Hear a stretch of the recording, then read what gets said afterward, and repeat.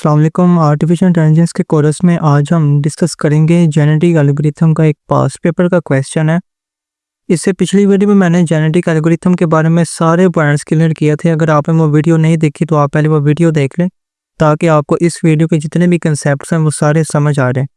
तो यहाँ पर हमारे पास एक सवाल आया हुआ था पास्ट पेपर में, जिसमें उसने ना हमें क्रोमोसोम्स दिए गए हैं और उनमें से हमने चिल्ड्रंस को पहले निकालना है और फिर उसमें हमने ये वैल्यूज़ बतानी है कि क्या वो वैल्यू इम्प्रूव हुई हैं कि नहीं, हमारे पेरेंट्स की वैल्यू को मद्देनज़र रखते हुए। और फिर हमने उसमें से फिटनेस वैल्यू निकालनी है एंड पे जो मैक्सिमम होगी।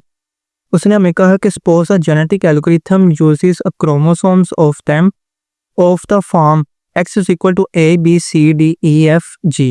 मतलब कि ये हमारे पास x है, ठीक है, और उसमें हमारे पास इस फॉर्मेट पे हमें क्या दिया गया, क्रोमोसोम की वैल्यूज दी गई हैं with the fixed length of 8 genes. मतलब कि उसमें हमारे पास 8 जीन्स की फिक्स्ड लेंथ है हर एक पेरेंट के जीन्स में। Each gene can be any digit between 0 and 9। Let the fitness of individual x be calculated as f of x is equal to a plus b minus c plus d plus e plus f minus g plus h। उसने कहा कि हमारे पास जितने भी jeans हैं ना, उनकी value है वो रैंडमली 0 और 9 के दरमियान कोई भी हम वैल्यूज ले के उसके हमने 4 क्या बनाए हैं, पेरेंट्स बनाए हुए हैं, ठीक है। और हमने सिर्फ उनको अलग-अलग कैलकुलेट करना है किस फंक्शन के थ्रू, इस फंक्शन के थ्रू f of x, ये जो फंक्शन हमें दिया गया, ठीक है। And let the initial population consist of 4 individuals with the following chromosomes. उसने कहा हमारे पास इनिशियल जो पॉपुलेशन है 4 इंडिविजुअल्स क्रोमोसोम्स की जो कि हमें दी गई हैं। अब हमने क्या करना है, इन सब को इस फार्मूले के तहत हमने सॉल्व करना है, ठीक है। मैं आपको पॉइंट टू पॉइंट आपको सारी बात बताता हूँ। मैं आपको थोड़ा थोड़ा करके बताता हूँ कि सवाल हमने किस तरह हल करना है। तो सबसे पहले हम इस पार्ट को देखते हैं जो उसने बताया हुआ है। तो यहाँ पर मेरे पास सोल्यूशन है जिसमें मैंने लिखा हुआ है कि क्रोमोसोम का हमारे पास ये फॉर्मेट है जिसमें हमने ये सवाल में गिवन है, ठीक है। और फिटनेस फंक्शन है हमारे पास ये वाला, और हमारे पास 4 पेरेंट्स के क्रोमोसोम दिए गए हैं, ठीक है। ये हमारे पास क्रोमोसोम है। अब हमने क्या करना है, इन सब को अलग-अलग इस फंक्शन के अंदर हमने पुट करना है और इनकी वैल्यूज निकालनी है। हमने सबसे पहले f of x निकालने के लिए x1 पेरेंट था, उसको हमने वैल्यूज को पुट किया फंक्शन के अंदर, तो हमारे पास 9 आया। फिर x2 के जीन्स को किया तो 23, x3 का किया तो -16, 4 के किया तो हमारे पास आ गया 19, ठीक है। ये हमारे पास एक फंक्शन हो गया कि जिसमें हमने सारे पेरेंट्स की एवेल्युएशन की है। तो नेक्स्ट उसने कहा है कि हमारे पास पहले पार्ट में evaluate the fitness of each individual showing all your workings and arrange them in order with the fittest first and the least fit last. मतलब उसने कहा कि हमने जो अपने पेरेंट्स की फंक्शन निकालने के बाद जो वैल्यूज निकाली है ना, हमने उसको इस तरतीब से लिखना है कि हमारे पास जो सबसे पहले है ना वो फिटेस्ट वैल्यू है, मतलब कि सबसे बड़ी है, और जो एंड पर है ना वो सबसे लास्ट यानी छोटी वैल्यू आए। तो यहाँ पर भी मैंने इसी तरह किया कि order with fittest first and last fittest. जो सबसे बड़ी हमारे पास फिटेस्ट वैल्यू है ना वो है 23, फिर 9 है, फिर -16 है, और जो एंड वाली लास्ट फिट वैल्यू है वो है हमारे पास 19, ठीक है। फिर हमारे पास सेकंड पार्ट में उसने कहा कि हम perform the following cross over operations. अब हमने अपने जो होंगे हमारे पास पेरेंट्स, उनको यूज़ करते हुए हमने क्रॉस ओवर ऑपरेशंस को यूज़ करना है। क्रॉस ओवर ऑपरेशंस मैंने आपको वीडियो में बताया था कि जिसमें हम जगह किसी एक पॉइंट से स्प्लिट करते हैं और फिर हम उनमें जो जीन्स होते हैं, एलिमेंट्स होते हैं, उनको स्वैप करते हैं ताकि हम उससे न्यू चिल्ड्रन बना सकें। इसके ए पार्ट में इसने कहा है कि cross the fittest 2 individuals using 1 point cross over at the middle point. उसने कहा है कि जो हमारे पास सबसे 2 फिटेस्ट वैल्यूज़ है ना, या उनके जो पेरेंट्स हैं, जिन पेरेंट्स की हमारे पास सबसे ज़्यादा फिटेस्ट वैल्यू आई थी, उनको हमने लेना है और हमने क्या करना है, उनके मिडल से हमने क्रॉस ओवर ऑपरेशन को यूज़ करना है। 1 पॉइंट होता है ना क्रॉस ओवर, अगर हम मिडल से करेंगे तो 1 पॉइंट कहलाएगा। तो यहाँ पर हमने 2 जो फिटेस्ट वैल्यूज़ हैं उनको लिया, जिसमें हमारे पास आता है एक x2 और x1। अब हमने क्या किया, इनके जो पेरेंट्स के जो जीन्स है वो हमने यहाँ पर लिख दी हैं और हमने इनको मिडल से क्या करें, स्प्लिट कर दिया।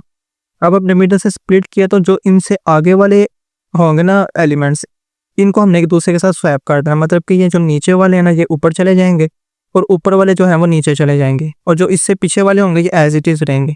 मतलब कि यहाँ पर देख रहे हैं 8 7 1 2 ऐसे लिखा हुआ है और 6 5 4 1 भी ऐसे लिखा हुआ है, लेकिन ये वाले जो हिस्से हैं ये ऊपर नीचे हो गए हैं। ये हो गया हमारे पास 35 32 और ये हो गया 66 01। ठीक है, ये हमारे पास आ गए of spring 1 end of spring 2। आप इसको चिल्ड्रन 1 और चाइल्ड 2 भी लिख सकते हैं, इसमें कोई इशू नहीं है। तो हमारे पास इन दो पेरेंट्स को यूज़ करते हुए ये हमारे पास दो चिल्ड्रंस बन गए हैं।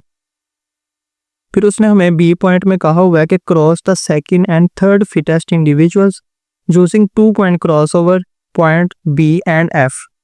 उसने कहा है हमारे पास दो जो हमारे पास फिटेस्ट वैल्यू ना, एक सेकंड वाली और थर्ड वाली, उनको हमने लेना है और हमने इन 2 पॉइंट से स्प्लिट करना है, जिसमें हमारे पास एक पॉइंट बी और एक पॉइंट एफ है। तो हमने क्या किया, हमारे पास यहाँ पर x1 और x3, ठीक है, ये हमारे पास जो हमने वहाँ से फिटेस्ट वैल्यू ली थी जिस उसके अकॉर्डिंग, तो हमने वो यहाँ पर ली, मतलब उसने कहा था सेकंड और थर्ड वाली। अब हमने सेकंड और थर्ड वाली ली तो हमारे पास बनती है x1 एंड x3। अब हमने इनके पेरेंट्स के जो क्रोमोसोम होते हैं ना वो लेने हैं, उनको हमने ले लिया और हमने क्या करना है कि इनको पॉइंट बी, ये हमारे पास पॉइंट बी है और ये हमारे पास पॉइंट एफ है, इनसे हमने स्प्लिट करना है। पॉइंट बी से आगे वाला हिस्सा हमने स्प्लिट करना है और पॉइंट एफ से हमने आगे वाला हिस्सा स्प्लिट करना है। और ये जो इनके अंदर वाले हिस्से होंगे ना, ये वाले दो, इनको हमने एक दूसरे के साथ क्या कर देना, स्वैप कर देना। और जो बाहर वाले होंगे ना, जिसको हम कहते हैं एक्सट्रीम पोजीशन वाले, उसको हमने एज इट इज़ ही लिखना है। मतलब कि 65 और 23 हमने ऐसे लिखा हुआ है, फिर 32 और 85 हमने ऐसे लिखा हुआ है। और जो अंदर वाले थे हमने वो ऊपर नीचे कर दी, मतलब कि 92 12 ऊपर आ गया, 41 और 35 हमारे पास नीचे आ गया। तो ये हमारे पास था पॉइंट बी। और पॉइंट सी में उसने कहा है कि cross the first and third fittest individuals, यानी रैंक है जिसका first and third using a uniform cross over, ठीक है। अब उसने क्या है हमारे पास, जो हमारे पास first and third fittest value, मतलब कि पहली वाली और जो थर्ड वाली हमारे पास वैल्यू ना, उनको हमने क्या करना है, क्रॉस ओवर ऑपरेशन यूज़ करना। कौन सा, यूनिफॉर्म। मतलब कि हमारे पास फर्स्ट वाली कौन सी बनती है, ये वाली x2, और हमारे पास थर्ड वाली कौन सी बनती है, x3, ठीक है। तो हमने इन दोनों को ले लिया, ये हमारे पास आ गया x2 और ये हमारे पास आ गया x3, और इनके हमने पेरेंट्स के जो हमारे पास जीन्स है वो हमने यहाँ पे लिख दी हैं। अब यूनिफॉर्म क्रॉसओवर में हम क्या करते हैं, हमारे पास एक मास्क वैल्यू दी गई होती है, एक हमारे पास क्या कहते हैं एलिमेंट्स दिए गए होते हैं, बिट्स वैल्यू दी गई होती हैं, जिनको हमने यूज़ करके अपने पेरेंट्स की जीन्स होती हैं उनसे हमने अपने चिल्ड्रन को बनाना होता है। अब क्योंकि हमारे पास यहाँ पर कोई मास्क वैल्यू फिक्स्ड नहीं दी गई, हमें सिर्फ कहा गया कि आपने यूनिफॉर्म क्रॉसओवर ऑपरेशन यूज़ करना है, तो हम मास्क वैल्यू खुद से भी ले सकते हैं, इसमें कोई इशू नहीं है।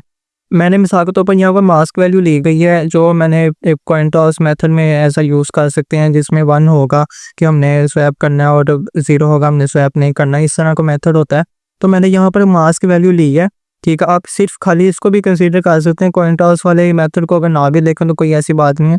आप इसमें सिर्फ मास्क वैल्यू की एक स्ट्रिप ले लें, ठीक है, जिसमें मैंने मिसाल के तौर पर ये ली है 1 0 1 1 0 1 0 1।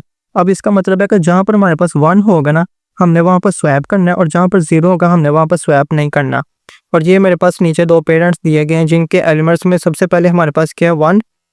अब 1 है तो हमने क्या करना है, इन दोनों को स्वैप कर देना। 8 नीचे आ जाएगा, 2 ऊपर आ जाएगा, तो ये देखें यहाँ पर ऐसे ही हुआ। और 0 में हमने नहीं करना, तो हमारे पास एज इट इज़ लिखा है 7 3, और इसमें हमने करना है तो 9 1 ऊपर नीचे हो गया। और 1 इसमें हमारे पास 2 2 है, तो 2 2 हमने ऊपर नीचे कर देना। फिर हमारे पास 0 है और 6 1 नहीं करेंगे, 1 है तो हमारे पास क्या होगा, ये 2 और 6 ऊपर नीचे हो जाएंगे, ठीक है, ये वाले। और इनको हम नहीं करेंगे, और ये 1 वाला है, और 1 और 5 को हम क्या करेंगे, ऊपर नीचे कर देंगे, स्वैप कर दिया। अब हमारे पास ये 6 चिल्ड्रन बन गए अपने 4 जो हमारे पास पेरेंट्स थे उनको यूज़ करते हुए। नेक्स्ट हमने क्या करना है, हमारे पास बी पॉइंट में उसने कहा है कि suppose the new population consist of 6 offsprings individuals received by crossover operations in the above question. मतलब कि हमने ऊपर वाले हिस्से से जितने भी हमारे पास पेरेंट्स हैं उनमें से हमने क्या किया, 6 ऑफस्प्रिंग यानी चिल्ड्रंस बनाए हैं।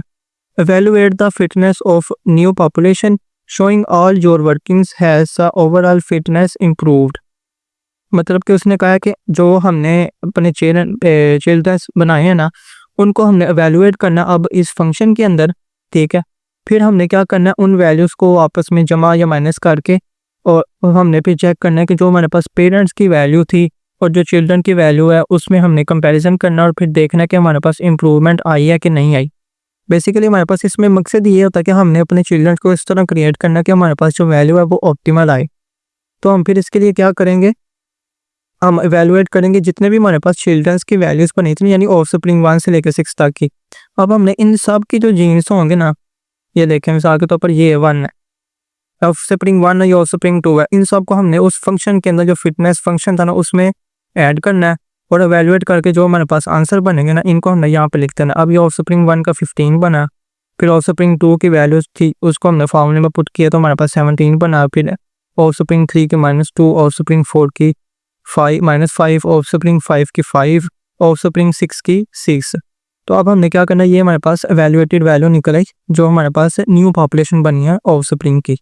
फिर हमने चेक करना है कि हमारे पास इंप्रूवमेंट आई है कि नहीं आई।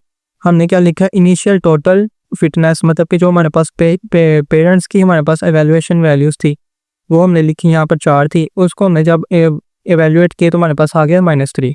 इस तरह हमने टोटल न्यू फिटनेस वैल्यू जो हमारे पास थी उसकी चिल्ड्रंस की, वो हमारे पास 6 थे, तो हमने उनकी वैल्यूज़ को लिखा तो हमारे पास यहाँ पर जवाब आया 36। तो इससे हमें पता चल गया कि हमारी जो इम्प्रूवमेंट हुई है ना वो हुई है -3 से लेके 36 तक। ठीक है, तो हम फिर लिख देंगे यस ओवरऑल फिटनेस इम्प्रूव्ड। ठीक है, ये हमने एक बात को साबित कर दिया। फिर उसने कहा हमारे पास ई पॉइंट में, by looking at the fitness function and considering that genes can only be digits between 0 and 9, find the chromosome representing the optimal solution with the maximum fitness, find the value of fitness, maximum fitness. उसने कहा कि हमारे पास जो jeans है उनकी जो values थी वो तो 0 से लेकर 9 के दरमियान। ठीक है, और जो कि फाइंड करना हमने उसमें क्रोमोसोम की जो ऑप्टिमल सॉल्यूशन होगा ना उनमें हमने फाइंड करना है। ठीक है, मतलब कि हमने उन जो 0 से लेकर 9 तक की वैल्यूज़ हमने क्रोमोसोम में ऐड की हुई थी ना, उनको लेते हुए हमने क्या करना है, मैक्सिमम फिटनेस जो है हमने वो फाइंड करना है।